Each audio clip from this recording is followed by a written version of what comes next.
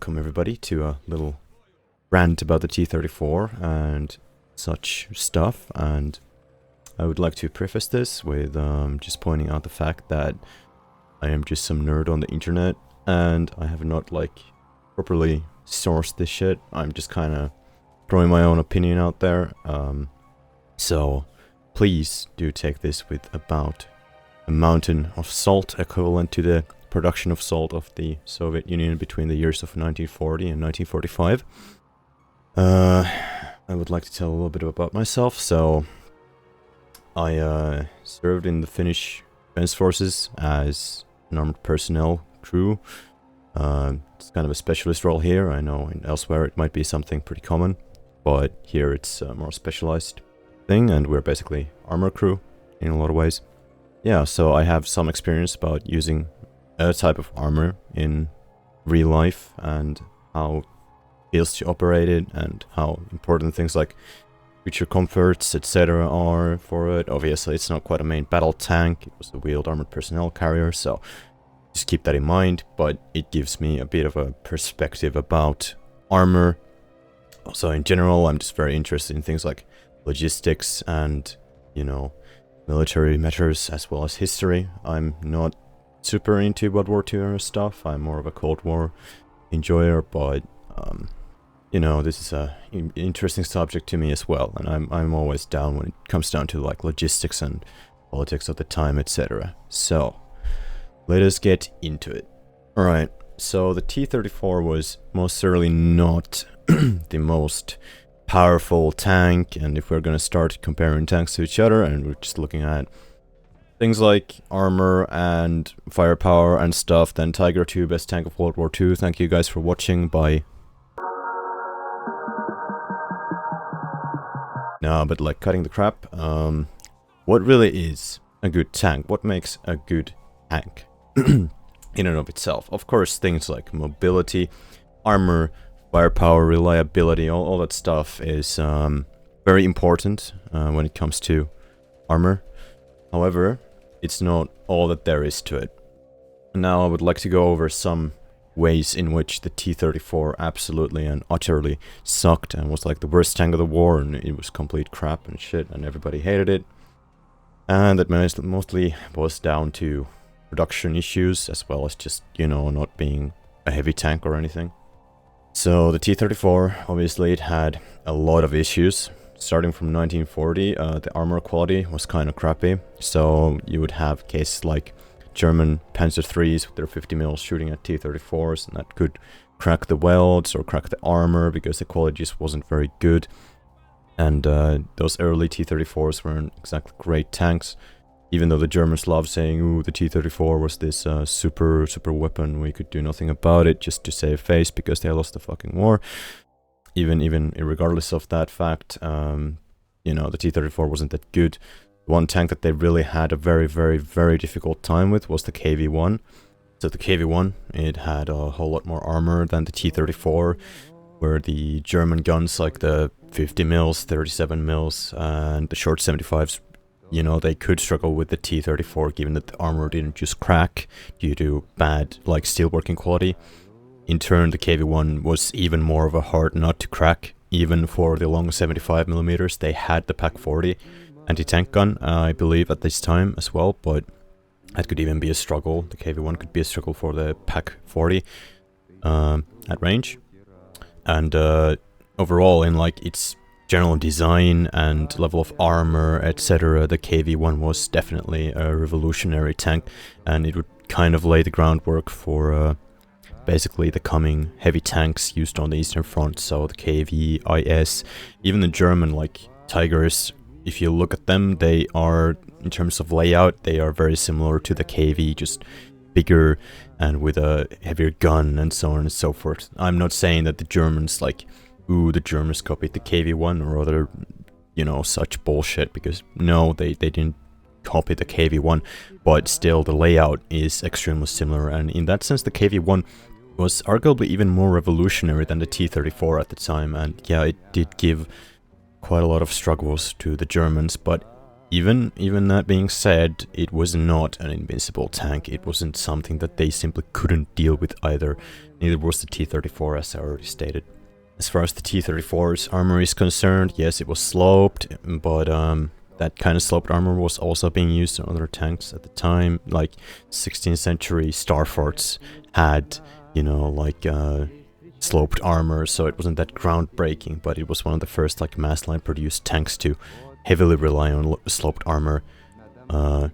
One example before it was of course the FCM-36, and a lot of tanks had like some level of slope, like they would be a flat plate, they wouldn't just be one like solid angle like on the T-34 or something, of course, but even they used like angled areas of the tank. Usually the frontal armor would have a piece that was flat and then angled, even going as far back as World War I era, like British Mark 1, Mark 5, Mark 4 tanks.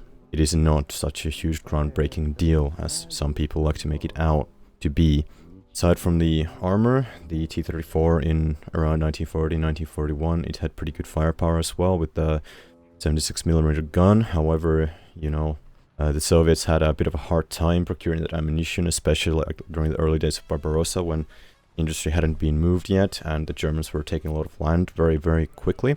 So getting the ammunition for those tanks was a pretty huge logistical issue at this time, and it kept being an issue up until like, I don't know, something like 1942 to, you know, just get ammunition for the tank in the first place.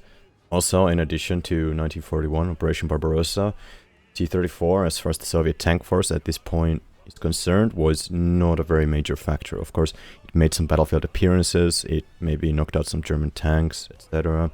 every now and again here and there, but most of the tanks that were around there were like BTs and T-26s, which were like higher generation tanks, but equivalent with what was being run, or just slightly worse than some of the newest German armor at the time, like the Panzer III, the Panzer IV. But it was about equivalent to, you know, tanks like Panzer II, or like going elsewhere, the Vickers mixed on, as well as British cruiser tanks, or the French, you know, the long 37mm equipped tanks, etc. So it wasn't, the Soviet tank forces weren't, in 1941, when the Germans invaded, very heavily invested into the T-34 yet, but it was basically their new like main tank, in addition to the KV, which was their new heavy tank. So also a lot of T-28 saw service during Barbarossa. That was also another model which was being used a lot, and that was also not like, you know, up to par necessarily with those German tanks like Panzer III, Panzer IV. About the Panzer IV at this time, it was more of an infantry support tank. The Panzer III was more the medium tank, fight tanks with the tank, you know. So that is to be said about the T-34 in 1941. Of course, when the war went on, they worked on the T-34 a little bit. They started hammering out some of the issues with it, but even then, you still had issues with a lot of like crew comfort issues. It was very tiring to drive. The transmission sucked. The gun sights also were not necessarily properly bore-sighted before being sent to the front. The reliability was pretty bad overall, and of course with all the 76mm models, you only had 2 people in the crew, which placed quite a lot of load for the commander, who was supposed to just be in command of the tank, so 3-man like turrets were just objectively a better option for armor. In regards to the T-34's awful, basically, creature comforts, as you call them, as well as just overall ergonomics of the tank, like out of personal experience, I can talk about how important those creature comforts can be on the field and how they keep up morale. I would hate it to be in a vehicle which was very awful to drive and, you know, like had a lot of load to command. Personally, thankfully that was not the case with my own XA-180s. One thing about the XA-180 that I was always pissed about is basically you had no heat during winter unless you had the engine on, and you wouldn't want to have the engine on unless you needed it to be, and you were moving somewhere, of course. You not waste fuel and not give away your position.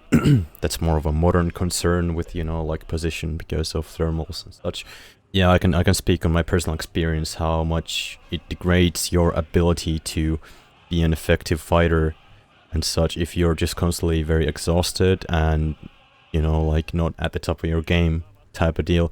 Of course, everybody in a war is going to reach that point at some point because, you know, war fucking sucks. War is hell. it is absolute hell. Not that I've personally experienced it, but this is what everybody who has been in has told me. You would want even those little comforts that you can get, and if your tank is a very uncomfortable ride, and you know the gearbox is a fucking pain to use, etc., that is going to definitely decrease your own morale, and it is going to decrease your own fighting capability, because being exhausted over stuff like that, obviously, even on transfer, if you get exhausted driving the tank on transfer, obviously you're going to like not be as good of a driver when you actually get to the field, and you know, like, it's a matter of life and death. So you're not going to be at the top of your game at that point. So yes, it was a huge issue and definitely contributed to like the huge amount of losses of T-34s on the Eastern Front. Absolutely. And that's one of the reasons why the Sherman, at least is my personal preference if I have to be in a World War II air tank.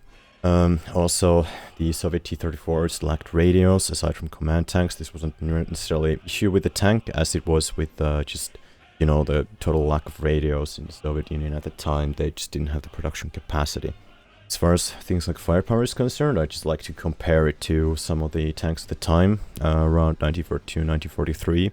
The T-34 did have pretty good armament, all things considered. The armor was also fairly good for tanks at the time, you know, aside from the issues with the armor cracking and the welds cracking, because they were not done very well due to mass production. Basically, the firepower was pretty good. The 76mm cannon, the L11, was the first one to be equipped. That was for the 1940 model production variants. It was kind of a stopgap.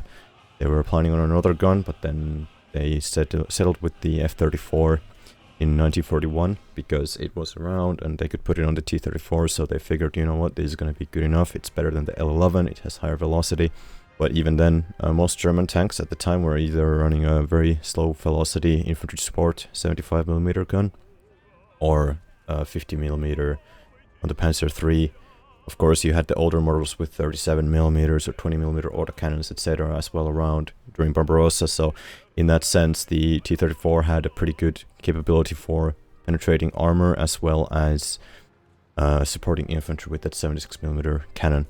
Around 1942 or so, later on, the Germans kind of figured out that, hey, by the way, we need a bigger gun to deal with these KVs and, you know, to a degree with the T-34s as well. So they put a long-barreled 75mm cannon onto the Panzer IV and pretty much called it a day, as well as putting that gun on the Stug 3. And, of course, they also had their hunter tanks, their Jagdpanzers with a 75mm, sometimes 50mm cannon. Those could definitely do a lot of work against T-34's KVs. But also, in turn, the 76mm found on the Soviet tanks for 1942, even 1943, was basically good to knock out most of the German tanks. Majority of the tank forces that the Germans had throughout the entirety of the war were Panzer III, Panzer IV, Stug 3. So those could definitely be taken out by a T-34, given that it could hit them in the first place, as I said, with the guns and their bore sighting, you know, the sights not being very accurate necessarily. Another benefit of the T-34, especially compared to German tanks, was actually, fun enough, mobility, even though people love to slam the T-34 about its mobility because the gearbox sucked and the old engine was okay. It wasn't the most reliable and it didn't give it the best power to weight ratio. It wasn't like a BT-7 that could speed around or something like that. But I would argue that the mobility was good, not necessarily because it was fast, like especially fast, because, you know, it was very hard to change into gear, the higher gear. So, like, even though it theoretically could reach those speeds, you might not just be capable of shifting it up a gear to get to those speeds. However, tanks usually, especially when they're in battle, they are not moving at their top speed. So, you know, how relevant is that? You know, it's kind of here and there. But, like, one of the big aspects of mobility for armor is the capability to cross terrain, especially difficult terrain, as well as like terrain that is, you know, not very traversable for vehicles normally, so muddy terrain, you can think of that. And in that regard, the T-34 was pretty good actually, because it had very wide tracks for tanks of the era, like way wider than German tanks did. So that helped a lot with like the cross-country mobility, because it could go over terrain that the German tanks could not because of a lower ground pressure. The mobility was another good aspect of the tank in addition to the armament. When it comes to the T-34 as well, a lot of people love to compare it to the M4, the Sherman, which was being used by the Americans, also largely by the British. Now, the M4 was overall a pretty damn nice tank. If I had to crew a tank during World War II, I'd probably choose an M4. It had a lot of those creature comforts. T-34 basically lacked. The M4 in turn, it was much more comfortable ride, it was more maintainable, it was more reliable, and overall just a better tank to crew. Also, you know, the survivability of M4s for the crews, if the tank did get hit and even penetrated, was much higher than the T-34. Not only because of things like wet ammunition racks, which decrease the chance of ammo detonation, but also things like just the general layout of the crew. So you'd have a penetration and it wouldn't necessarily kill everyone in the crew and they could just get the fuck out. Meanwhile, with the T-34's layout, it was pretty likely that everybody would just get hit by spalling or explosive filler inside the tank when the shells penetrated it. So yeah, the T-34 was kind of crappy, but I mean, firepower was at least pretty good for the time. Same for the T-34-85 as well, or like later on in the war. The firepower was pretty damn good. The 85mm, obviously, it wasn't probably the best cannon that the Soviets had. It wasn't the 100mm or the 122mm, but it could knock out even like Tiger 1s and stuff. Kind of struggled against Panthers and Tiger 2s, but it could definitely knock out a Tiger 1, and obviously anything else like that was mainline in use with the German army, that being Panzer IV, Stuck 3, etc., as I already stated. So the firepower isn't something that was really an issue. It's mostly an issue with, especially later on, the armor wasn't the best, as well as like reliability, maintainability, overall like ergonomics and stuff. Those are the main issues. Also, of course, the quality. Those were the main issues with the T-34. Now, you're probably going to be screaming at me like, oh my god, but what about the Tiger 1? You could kill like 1,000 T-34s for every tank lost. Well, first of all, no, it fucking couldn't. I would like to point out why I feel that comparing the T-34 or even the M4 and such to the German big cats, the Panther, Tiger, Tiger 2, is kind of a bad like comparison, because the T-34 and the M4 weren't really made to fill the role that the Germans had for the Soviets, for the same role as those big cats. They had the KV and the IS, the heavy tanks, like the breakthrough vehicles. Meanwhile, the T-34 was just the mainline medium tank. You just produce it and then toss it on the front line to support infantry, and if it came across another tank, then it'd fight the other tank, of course. But it wasn't for such a special purpose, and they were being mass produced, unlike the Germans, who could never really produce these big cat tanks in numbers, leading them to have to still keep producing Panzer IVs and Stuck 3s, and basically leading to even more inefficient production and logistics, because you're producing like 5 billion different tank models instead of like a few, like the Soviets did or the Americans did. So that was a big issue with the German big cats. Also, the German big cats, they were very few and far between, so where they were, yeah, they could fuck up a bunch of T-34s, but you know, where they weren't, they couldn't. So that, I think, makes it kind of a bad comparison to compare the T-34 to tanks like that, because they're not just comparable at all, in my personal opinion. It's kind of like going like, oh well, you know, T-34 could completely beat the shit out of a Panzer 38T, the Czechoslovak tank the Germans used. So PZ-38T is an awful tank, even though it was an excellent light tank. It was really good for the time as a light tank. And again, I say as a light tank, as the T-34, it wasn't exactly the best, but it wasn't like the worst of the worst medium tanks of the entire war. So, you know, I don't feel like comparisons like that are going to be very useful in any way in assessing like a tank's capabilities and so on and so forth. Of course, you know, you can like talk about your War Thunder matches, like, oh well, my War Thunder Tiger 1 is gonna beat your War Thunder T-34, but then we're not talking about military history anymore. We're just like circle jerking our favorite tanks. So yeah, it doesn't make much sense, in my personal opinion, to make such comparisons. Now, since I mentioned the shitty comparisons, that brings me on to my kind of next point is military equipment never exists in a vacuum. It just doesn't. it doesn't exist in the War Thunder vacuum where one tank is BR 5.7 and the other is BR 4.3 and it's just better or worse. No. They always exist in the kind of material conditions in which they are given birth to, in which they're designed on the strategic situations and the material situations of the countries they are being used in. So, like, assessing things just based on those things like, oh, performance, firepower, etc. doesn't make much sense. Like, on its own, of course, it's funny to compare, like, okay, my tank's better than your tank, but it's not like a good assessment of why they did a thing a certain way, did it work for them, etc. It doesn't say anything about that. It just says that, okay, well, this tank has big gun, boom boom, I am very autistic and it makes my fucking like brain tingle. So tanks never exist in a vacuum, and as such also like top 10 tank lists are completely useless and pointless, and you can keep arguing about what's the best tank of World War II and never come to the conclusion, because frankly the M4 wouldn't have been the best tank for the Soviet Union, and the T-34 wouldn't have been the best tank for the Americans, and the Tiger was not the best tank for literally any fucking country of the war. So assessing these things like that just doesn't really make sense. You know, top 10s and such, you know, of course you can talk about mobility, firepower, etc. In that sense, yeah, you can kind of make a top 10 and, you know, claim what's the best, but then again, you're just kind of removing yourself from reality of the field, of like the whole strategic situation, of the material economic situation of all those countries that those tanks are being built in, and as such you're not getting the whole picture at all.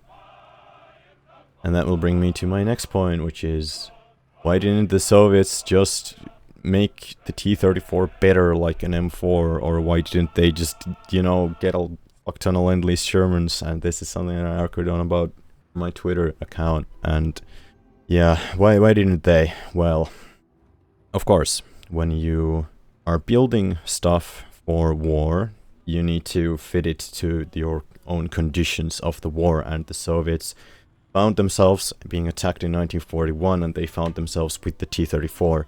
They had plans to make an improved variant already in 1941, but when the war began, the T-34 is what they had, the KV was what they had, and, you know, that is what they decided to start making.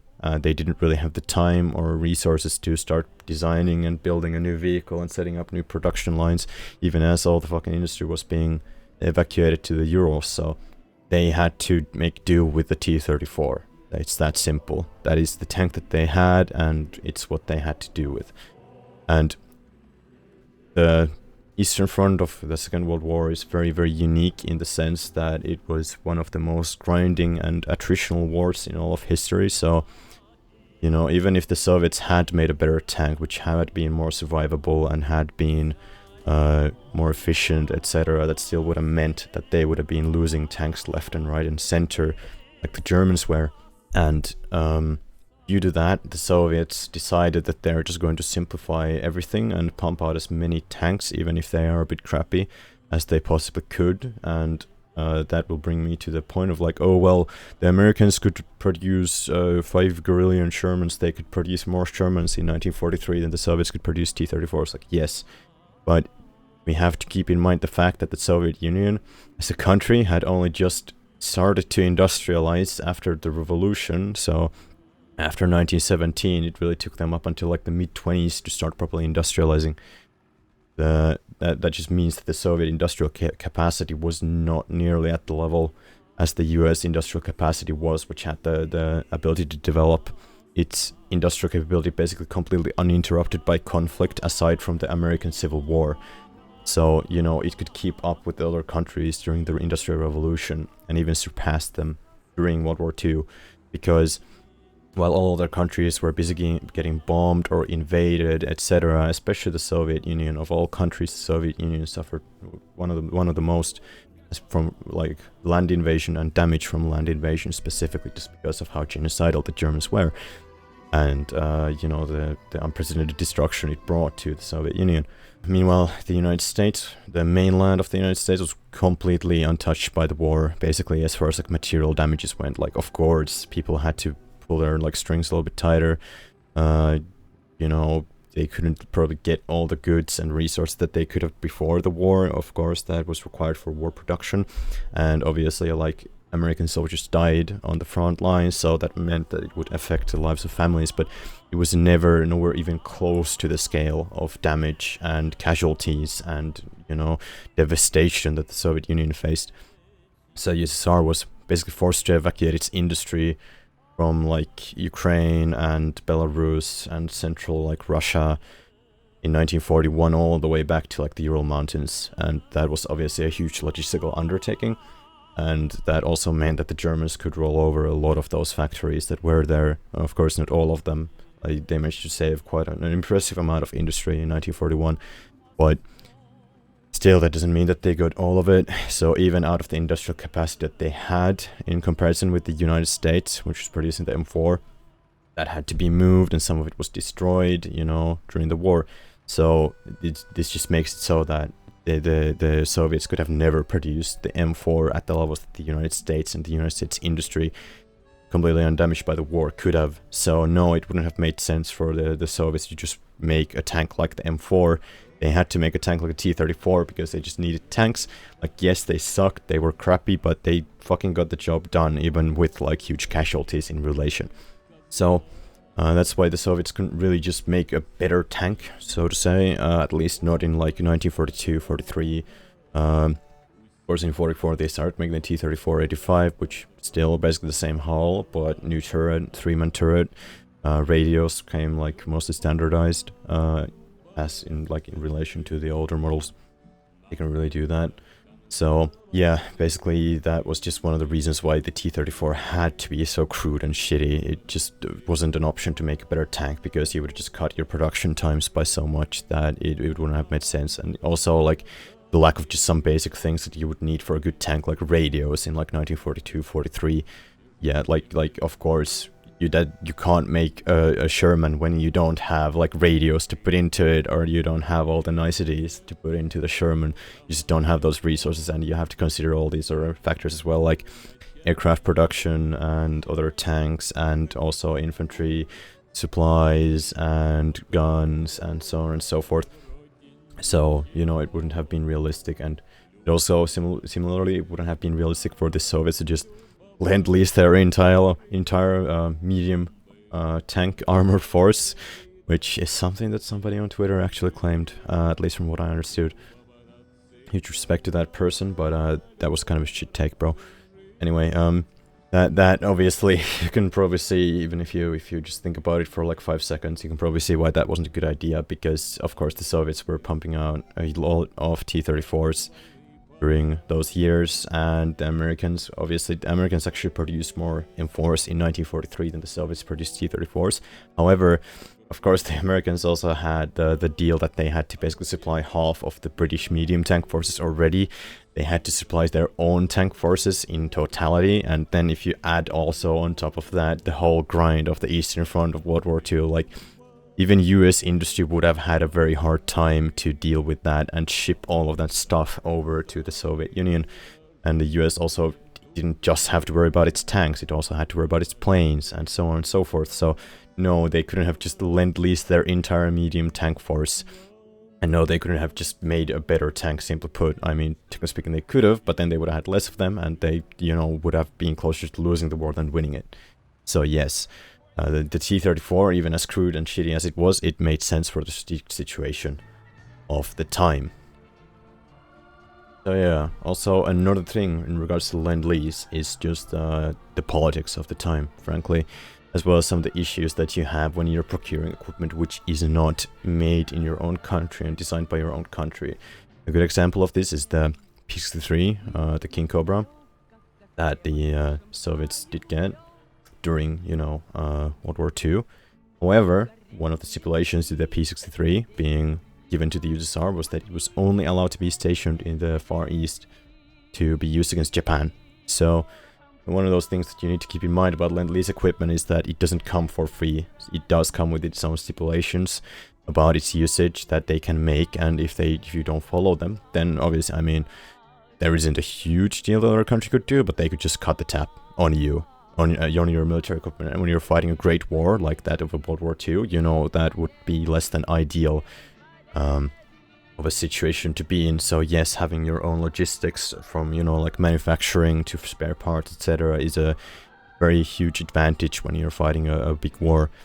Of course, you know, like when we're talking like peacetime procurement, then yeah, it can be a little bit more expensive, etc. But during World War, you kind of want your own shit to use, because you are not going to be relying on other countries to supply you with their own issues and their own needs, and, you know, probably their own like specifications about how they specifically want you to use that thing to come into the way. So that's also one of the factors. It's still the political factor of like there was no real political will. And then when we're talking about the US, of course the US supplied a lot of very important material during Lend-Lease, most of all trucks and material and food. Like Soviet 1944 counteroffensive, Operation Bagration wouldn't have been possible on the scale that it was without those American trucks and without that American food and without those American material to produce things like the T-34, as well as ammunition and so on and so forth.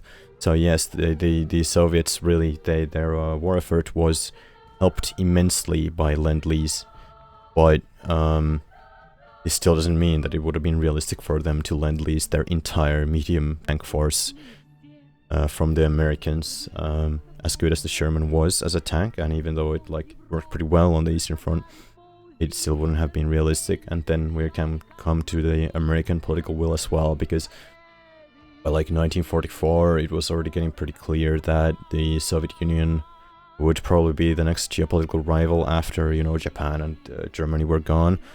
Of course, there was the necessities of, you know, like beating your main foe first, and the enemy of my enemies my friend, and so forth. But that friendship did deteriorate pretty damn quickly after the Germans and the Japanese were defeated. And I don't think that it was a very hard thing to see coming for, you know, many of the people making decisions in the halls of government in the United States at the time. People in power basically could probably see that the Soviet Union would probably be the main geopolitical rival to the United States after the war was over. So obviously you wouldn't want to supply every single gun and tank and aircraft that your to-be enemy is going to be using. So that would never have happened. Nor would the Soviets want to just rely on, you know, to be their next geopolitical main rival. Like, would they want to rely on them for all their equipment either? No, not really. So it kind of went both ways. It wouldn't have made sense to just Lend-Lease everything, and it wouldn't have made sense to not make your own tank, even if it was crap. Now, in that same Twitter argument, people also pointed out that, you know, the Soviet production numbers are reliable. Unreliable. So just to address that, like, yeah, there are definitely some areas where Soviet production figures can be extremely unreliable, especially when we're talking about peacetime production of like needles or something. Like, we produced definitely like 5,000 needles, please don't like produce. And then they actually produced like, I don't know, 30,000 needles. You know, lying like that was pretty common in the central planning agencies, etc., and with factory managers, you know, during especially like the Stalin years of the Soviet Union. But it's a little bit different from military production, because that's, you know, like needles are probably not like a super essential item necessarily, but something like tanks in the middle of the greatest war that the world has ever seen, yeah, that's getting a little bit more higher in priorities. So while yes, there can be a lot of, like, some discrepancies in tank production numbers, they are probably not going to be 100% accurate.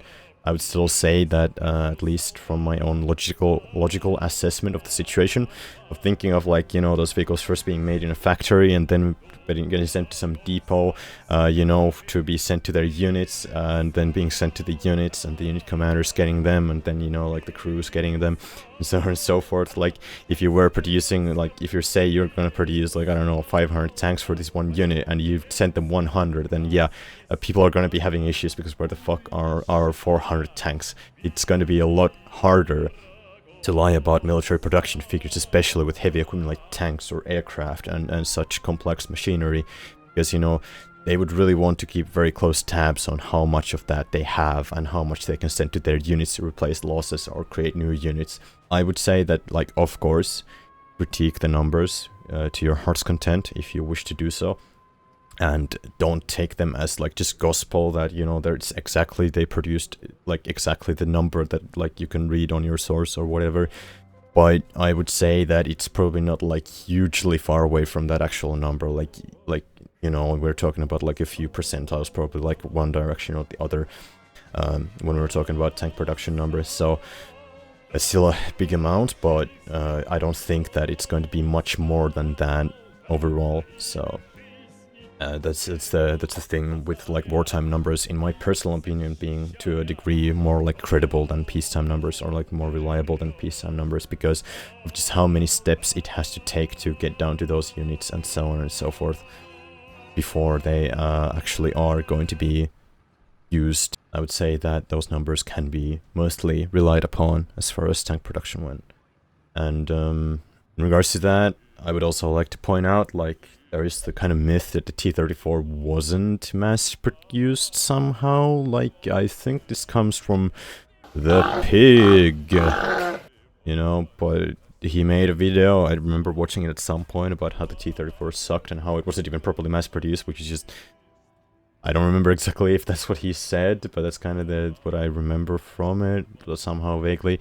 But, you know, that it wasn't mass-produced or something because the US could pump out more Shermans, etc. Sorry if I'm just fucking pulling this out of my ass, but again, take me with a grain of salt. Either way, there is no mass production myth to the T-34. Like, trust me, it was mass-produced. And we can loop back to that, you know, difference between Soviet-American industry, how Soviet was backwards, and America was more modern, of course, so it's modernized very rapidly, but, you know, still it wasn't up to that level. And such as to point out why the T-34 was, you know, about equivalent in expense to an M4, because, you know, they didn't have as much machine tools and so on and so forth, not as much heavy industry as the United States, so every step of the way would require more man hours to get to the same result, and that would basically just pile on the cost a little bit more.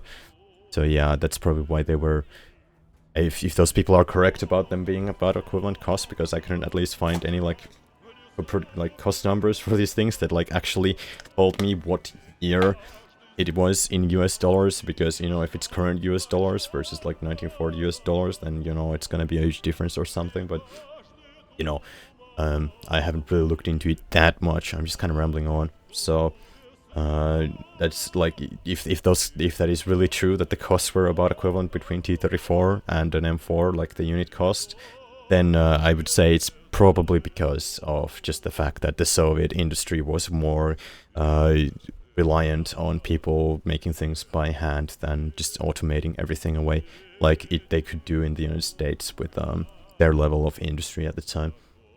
In it, of course, this is relative, like, of course, not like super automated in relation to modern industry, but you get the point that the US industry was just overall more advanced than Soviet industry at the time, and not as bombed. Now, I would like to take a little detour from the T-34 specifically to another piece of armor which, quote-unquote, sucked, that being Japanese armor of World War II. Because I want to bring your attention to factors like, you know, geopolitics and materials and such things. So, the Japanese, during World War II, they produced very small, dinky piece of shit tanks, basically like the Hago and the, that was in Chinu, I believe. And those tanks were generally very light and very lightly armored and very lightly armed. And, you know, when they went up against the Shermans in, like, the late Pacific Theater, yeah, they got their shit punched in very, very hard. There was really nothing that they could do when they went up against an M4 Sherman. However, those tanks, even though they were kind of crappy by standards of Western armor, they were really good in China. China had no real armored force to speak of, and they really didn't have too many anti-tank weapons to, you know, speak of either, so... You know, those Japanese tanks, even though they were kind of crappy in comparison, they would cause huge issue to the KMT and CCP forces fighting against the Japanese tanks. And they were also, because they were very light and very small in comparison, they were also very light on resources like steel. Guess what Japan lacked for the entire war? Well, steel. Especially for a naval power like Japan, which decided to, you know, go conquer resources for itself because of the war in China from the Western Allies, because Germany, you know, had obviously kicked the hornet's nest. You know, after especially fighting the British, and then even more so after, you know, like fighting the US. The Japanese steel was very, very thoroughly required for the Navy, not only to build new ships, but also to, you know, fix ships that had taken damage during battles against the US or the British navies. And as such, the steel was a very valuable resource, and at that point, you know, the Japanese kind of had to decide, okay, what's our like priority here for the steel? Are we going to be making tanks with it to fight in China, or are we going to be making ships with it? And, you know, the Navy obviously wanted it for the ships, and the Army obviously wanted it for their tanks and aircraft and so on and so forth. So, you know, they had to make some hard choices as to where to use that steel, and in that sense those small tanks were good because they didn't take that much of those strategic resources, even though Japan was still relatively wasteful with those resources, like making katanas and stuff up until the end of the war as a status symbol basically for NCOs and officers, and basically wasting the steel into that. However, you know, it was still, they weren't completely stupid either. They had to take into account, like, okay, what do we want to prioritize the steel on? And as far as those tanks went, they were, you know, completely fine in China to fight against the Chinese forces. So, or Chinese civilians, when we talk about Japan, you know, that's also an option. But even though I personally think that both the T-34 and the Japanese tanks like the Hago did make sense for their respective countries, I would still like to point out the fact that this does not mean that countries always pick something that makes sense for their military, or countries always are a completely logical actor. I mean, are countries always a logical actor? Well, we just need to look at what the fuck is going on with Russia and Ukraine at this time to ask ourselves the question of, you know, do countries always act logically, and find ourselves the answer that no, they do not. And, you know, we could also, as far as procurement is concerned, we could look at the new American service rifles. Now, that's all another can of worms. I'm probably going to ruffle some feathers with that, but that also, in my personal opinion, is a very bad procurement decision because of reasons that are outside of the scope of this video. However, Japanese tanks were also good in that sense, of course. They weren't an M4 Sherman. If they went up against an M4 Sherman, they would get their shit kicked in.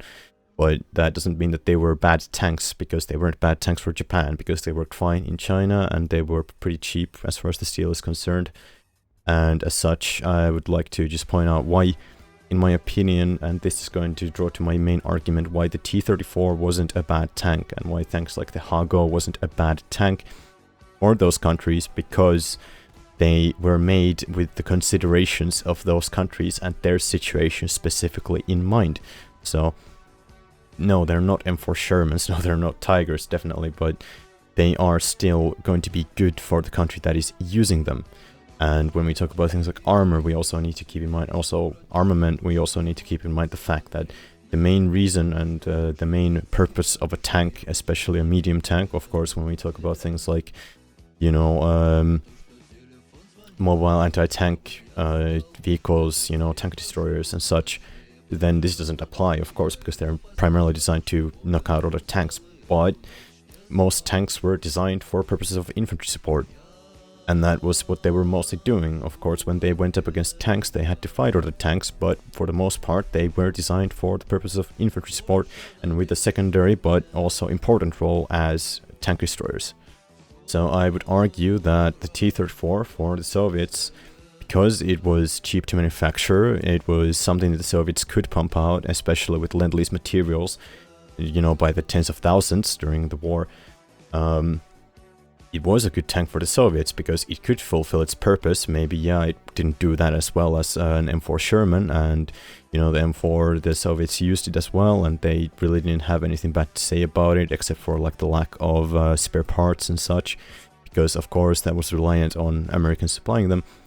However, the M4 also served very well, especially in 1944 during Bagration. And, you know, like 1945, there were some, you know, like Guards units that were completely equipped with the M4. But it doesn't mean that the Soviets would have, you know, been better off if they had just produced M4s or just Lend-Lease M4s. So in that sense, I would say that the T-34 was a good tank for the Soviets, and that's kind of the asterisk to the T-34 being a good tank, that it was a good tank for the Soviet Union, even though it suffered a lot of losses, even though it was crude, even though it wasn't necessarily like the best tank out there in a lot of ways, but it was a good tank for the Soviets and the situation that they found themselves in, and it was also one of the few tanks that they did have, which was up to date when the Germans did invade, so it made sense to produce them. And it wouldn't have made sense for them to make a new tank, and that was quote-unquote better. Of course, they then decided, you know, later on in the war that they are going to make a new tank, which is going to be better than the T-34, that being the T-44, which, you know, it was a good tank as well, I believe. And then, you know, they moved on to T-54s during the Cold War. But for World War II, the T-34 was a good tank for the Soviets. And, you know, it is the tank they had, it is the tank that they produced, it is the tank that they needed, and in that, it was a good tank. Alright, that was quite a rant. Anyways, everybody, thank you for watching, and I would also like to add a few things about, you know, what I'm gonna do in the future. I'm working on a better sourced and better like scripted, because this was basically unscripted. I just had some bullet points. Scripted video about the MiG-21. I'm more of an aviation guy when it comes to you know, military equipment, even though yes, I did serve with armor in my time, but yeah, I'm basically working on that. It's been a long project. I still need to finish up the script. I need to get the footage and so on and so forth for it. And in addition to that, I'm also working on like a long edit, like a Cold War edit, that is going to be in kind of the same fashion as my Iraq War edit. And, you know, just look forward to that. I'll get around to it when I can be bothered, because I'm very lazy. I just felt like making a rant about the T-34, so I just did. And yeah, see you all guys in the next video.